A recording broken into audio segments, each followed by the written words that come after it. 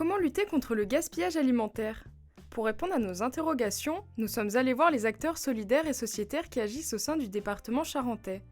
Le premier acteur est l'association Régalade, qui propose des projets pédagogiques variés.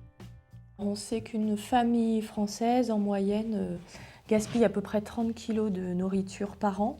Nous, on propose des ateliers pratiques concrets pour le grand public ou pour différents publics sur la sensibilisation au gaspillage alimentaire. Mais on accompagne beaucoup de structures qui ont une restauration collective, des écoles, mais aussi des EHPAD par exemple. Voilà, en fait, toutes ces photos nous permettent d'aborder différentes thématiques qui sont en lien avec le gaspillage alimentaire. Si chacun fait un effort et si on fait attention à l'environnement à chaque point de la chaîne, cela permet de respecter un peu mieux l'environnement.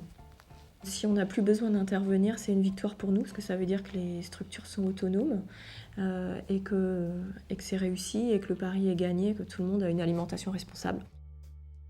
Nous sommes ensuite allés à la rencontre des fondateurs du magasin NoGasp, dont la philosophie est de lutter contre le gaspillage alimentaire.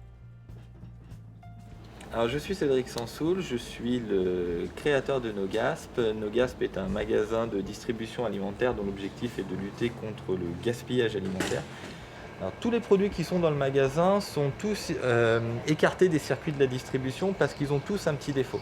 Une date un petit peu courte, un changement de packaging. Le meilleur exemple, c'est les défauts de calibre sur les fruits et légumes. Notre concept est aujourd'hui vraiment en train de prendre toute la mesure en fait, de son potentiel aujourd'hui.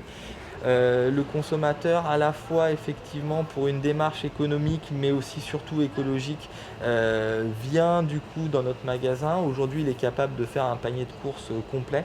Nous, on a beaucoup de produits, on a une très grosse gamme de produits bio, on a beaucoup de fruits et légumes qui sont issus du circuit court, de producteurs de Charente. Aujourd'hui, NoGasp a pour objectif de mettre en avant justement ce que représente le gaspillage alimentaire. Comme je disais tout à l'heure, c'est 10 millions de tonnes de produits qui partent à la poubelle tous les ans. C'est quand même aberrant que dans notre pays, il y ait en moyenne 30 kg par personne qui soient aujourd'hui mis à la poubelle, alors qu'on a encore entre 4 et 5 millions de personnes qui aujourd'hui ont du mal à joindre les deux bouts, quoi.